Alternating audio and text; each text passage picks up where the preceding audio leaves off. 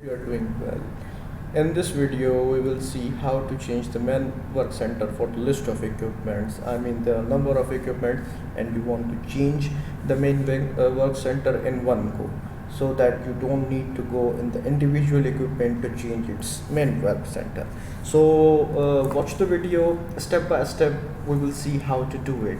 So first of all, write the transaction ID IE05, enter, select the list of equipments which you want to change. So I select it, Control C, go back to the main screen, multiple selections, upload from clipboard and copy.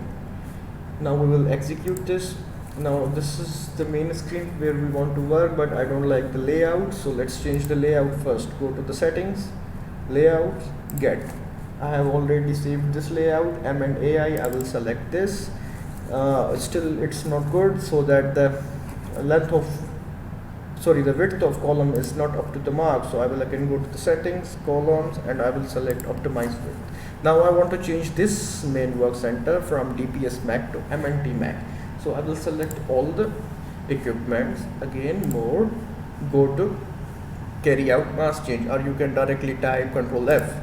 So this is the list which we want to select. I will go to the organization. I will select main work center and plant for work center.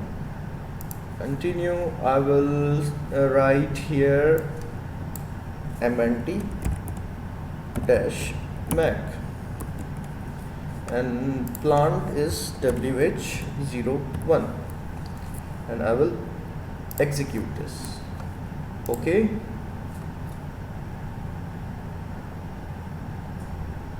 done, it's successful.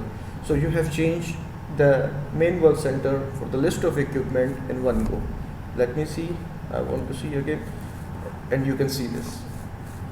The main work center is now MNT Mac. Thanks for the watching video. Hope you got new thing today.